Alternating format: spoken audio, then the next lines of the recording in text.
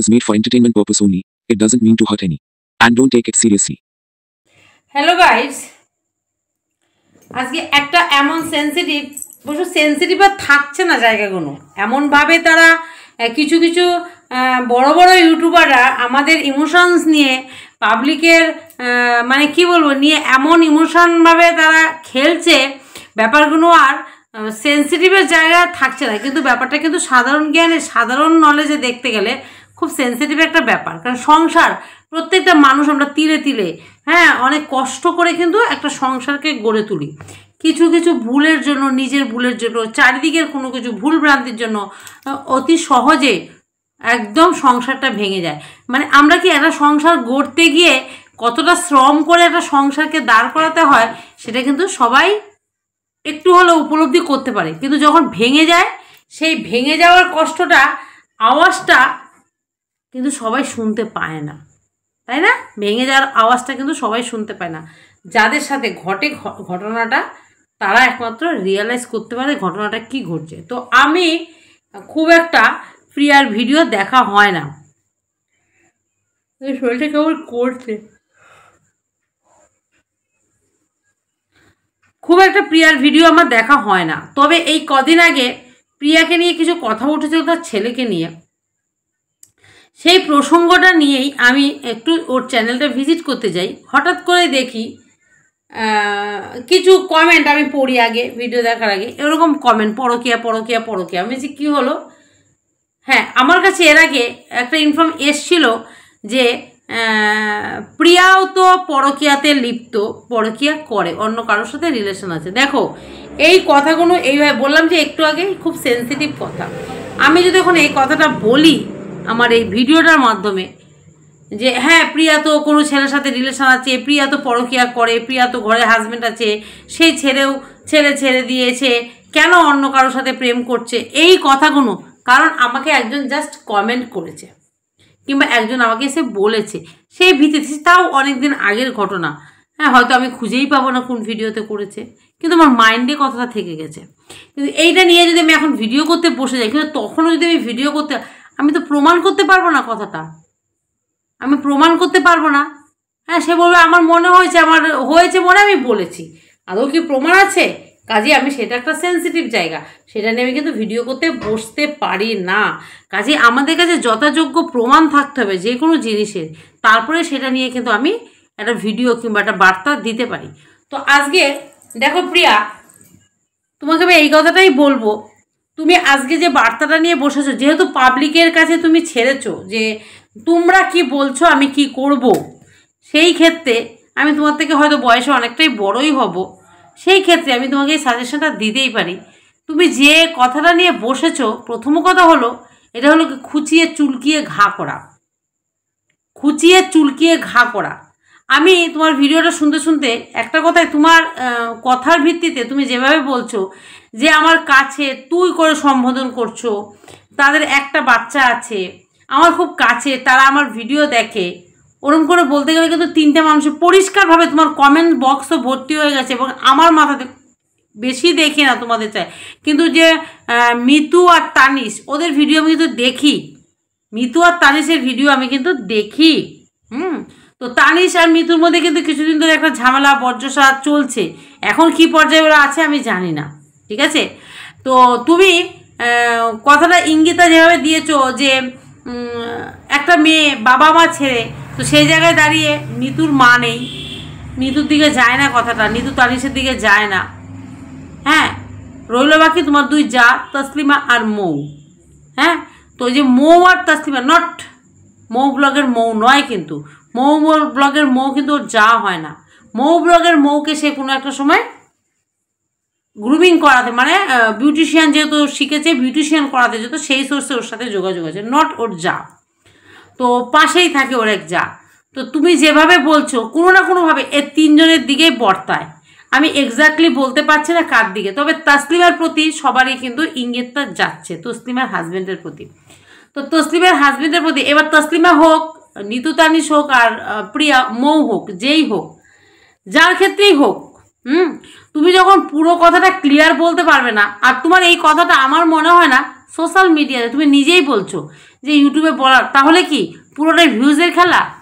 আজকে তোমার জানি তোমার একটু কারোর ভিউজ, কারোর দিকে তোমার একটু নজর পড়ে, তোমার একটু ভিউজের দিকে তোমার লোভ আছে, কারণ থাকাটা তোমার মানে বাস্তব। কেন তোমার ছেলেটার ট্রিটমেন্টের দরকার, ঠিক আছে, কিন্তু তুমি ভুল পন্থা দেখিয়ে কিংবা কারোর সংসার ওইভাবে নষ্ট করে, যে আমি বললাম, আমি যদি বলি এসে কারোর কমেন্টটা নিয়ে যে প্রিয়া এরকম প্রেম করছে কিংবা প্রিয়া কারোর সাথে রিলেশন আছে, তোমার সংসারটা তো ভেঙে যেতে পারে। তোমারও কিন্তু এটা ভাবা উচিত ছিল। তুমি কিন্তু নিজেই বলছো যে আমি ভাঙতে তো দেবই না, পারবে তুমি গড়ে রাখতে? কারণ এগুলো একটা সেন্সিটিভ জায়গা। তোমার উচিত ছিল, তুমি যদি এরকম সত্যিই কিছু দেখে থাকো, তাহলে তোমার উচিত কি ছিল বলো তো? আমার সাজেশন যদি মনে হয় তুমি শুনবে, কিংবা আমার মনের কথা আমি বলতেই পারি, তোমার উচিত ছিল তুমি যাকে দেখেছো তাকে ডেকে এনে, কারণ তোমার সাথে ভালো রিলেশন কাছেই থাকে, তুমি যেহেতু বলছো তোমার ভিডিও দেখে, তুকারি করে সমর্থন করছো, সেই জায়গায় দাঁড়িয়ে তুমি কিন্তু তাকে এনে একটা জায়গায় শান্তভাবে বুঝিয়ে বলতে পারতে যে ভাই কিংবা দাদা, ভাই হবে, তোমার দাদা হবে না, দুজনই তোমার থেকে, তিনজনই তোমার থেকে ছোট ওদের হাজব্যান্ডগুলো। তাহলে তুমি এখানে বলছো যে পরকীয়া, একটা ছেলের কথাই ইঙ্গিত করছো, কারণ মেয়েটা বাবা মা ছেড়ে আসে, একটা ছেলের কথা ইঙ্গিত করছো, একটা ছেলে পরকীয়াতে লিপ্ত হয়েছে, সেই কথাটাই কিন্তু তুমি ইঙ্গিত করছো। তো সেই জায়গায় দাঁড়িয়ে হ্যাঁ, তুমি কিন্তু উচিত ছিল তাকে ডেকে নিয়ে এসে একটা নিরিবিলি জায়গায় বসিয়ে, তোমাকে তোমার হাজব্যান্ড আবার সাজেস্ট করছে তুই বলে দে, মানে তোমরা অলরেডি কিন্তু তিনটে সংসারের মধ্যে কিন্তু ভাঙন ধরানোর একটা ব্যবস্থা করে দিয়েছো। তোমার এই কথার ভিত্তিতে তাদের মধ্যে কিন্তু ঝামেলা লেগে সংসার ভেঙেও যেতে পারে। তুমি বলছো ভাঙতে দেবো না, পারবে না, এই জায়গাগুলো এমনই সেন্সিটিভ একটা জায়গা, পারবে না। আর যদি তোমার এই একটা ইঙ্গিতের জন্য আন করা, ঢিল মারা, দুটো কথা বলার জন্য, দুটো ভিউজ কামানোর জন্য তুমি তিনটে সংসার টলমল ধরিয়ে দিচ্ছ, উচিত নয়। এত ঘুরিয়ে পেঁচিয়ে চালাকি করো না প্রিয়া, করো না, একদমই করো না। আমি দেখেছি তোমার এতগুলো কমেন্ট, অনেক কমেন্ট তোমার, হ্যাঁ, আর তোমার ভিডিও 2-4 জন মানুষে দেখে না, তোমাদের ভিডিও, তোমাদের মতো ব্লগারদের ভিডিও হাজার 50,000, তোমার আগে লাখ মানুষ দেখতো, এখন হাজার 50-60,000 ভিউজ তো তোমার চ্যানেলে হচ্ছেই। হ্যাঁ, তাহলে যে 50-60,000 মানুষ তাদের চ্যানেলগুলো ভিজিট করে, এইভাবে যদি সেইখানে গিয়ে কমেন্ট করে যে তোমার বর এরকম অন্য নারীর সাথে আসক্ত, প্রিয়া বলেছে, বুঝতে পারছো এটা কোথায় গিয়ে দাঁড়াবে ঘটনাটা? পারবে তুমি সেই দায়টা নিতে? পারবে না। কাজে যখন যে জিনিসটা পারবে না, ক্লিয়ার বলতে পারবে না, ক্লিয়ার করতে পারবে না, আমার মনে হয় সেই জিনিসটা বলা উচিত। তোমাকে তো ওরা বলেনি, দায়িত্ব দেয়নি, আর তুমি বলছো বউ জানে না। যখন জানে না, সামলাতে দাও না ওদেরকে। তুমি কেন খুঁচিয়ে গিয়ে ওটাকে ঘা করছো? একদমই তো উচিত নয় ওটাকে খুঁচিয়ে। তুমি কি চাইছো?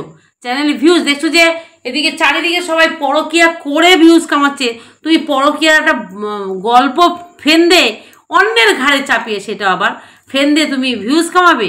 মানুষ আর এত বোকা নেই প্রিয়া, ভুল করে যাচ্ছ। এই নিশাটা তোমার দিকে চলে আসবে, পারবে তখন? তারা যদি সবাই সচারু হয়ে, তারা যদি তিনটে পরিবারের হাজব্যান্ড ওয়াইফ যদি তোমার উপরে এসে চড়াও হয় যে তোমার জন্য আজকে তোমার এই কথা বলার জন্য আমাদের উপরে প্রেশার আছে, আমাদের সংসার ভাঙতে চলেছে, আমাদের মানুষ এভাবে কমেন্ট করছে তোমার নাম নিয়ে, পারবে তুমি সেটা সামলাতে? তোমাদের এত বড় ব্লগার, তোমাদের ভেবেচিন্তে কথা বলতে হবে না? মেপে বুঝে কথা বলতে হবে না? হ্যাঁ, বুঝে শুনে কথাগুলো বলবে। তুমি ধুম করে এসে বলে দিলে আজকে তো এই জিনিসটা এইরকম পর্যায়টায় গিয়ে দাঁড়াচ্ছে, পারবে তুমি সামলাতে?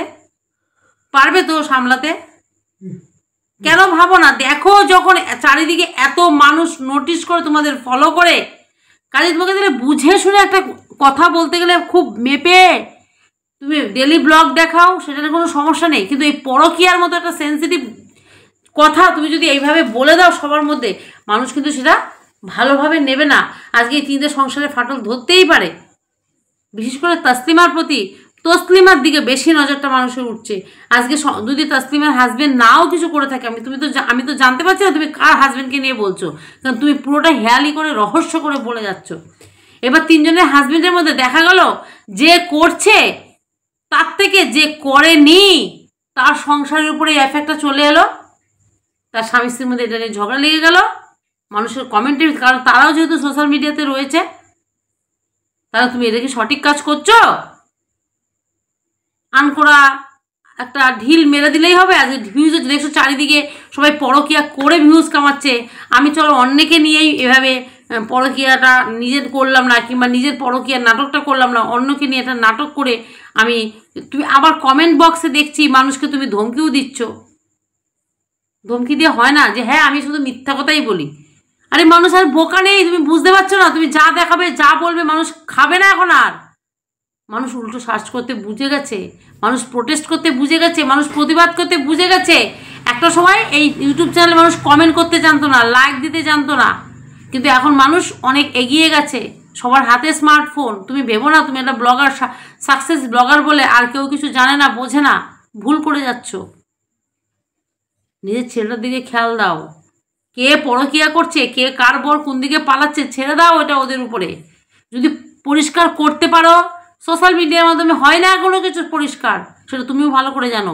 যদি পরিষ্কার করতে হয় সেই ছেলেটিকে ডাকো, ডেকে একটা নিরিবিলি জায়গায় তাকে বোঝাও। তোমার যদি সৎ ইচ্ছা থাকে, তোমার কথাবার্তা তোমার ইচ্ছা দেখে মনে হয়নি যে তুমি এটাকে প্রোটেস্ট করছো কিংবা এটা সলিউশন বার করতে চাইছো, তুমি এটাকে নিয়ে খেতে চাইছো, কামাতে চাইছো, করো না। অন্যের দিকে যদি একটা আঙ্গুল ওঠে নিজের দিকে 4টে আঙ্গুল থেকে যায়, কথাটা মাথায় রাখবে। এই যে দেখো, এই দেখো 4টে আঙ্গুল আমার দিকে, একটা আঙ্গুল আমি তুললাম ক্যামেরার দিকে, 4টে আঙ্গুল আমার দিকে দেখাচ্ছে। চলো বন্ধুরা, একটা ভিডিও দেখলাম, আরও হয়তো এটা নিয়ে আরও কিছু তথ্য বেরোলেও বেরোতে পারে। চলো পরে আসবো।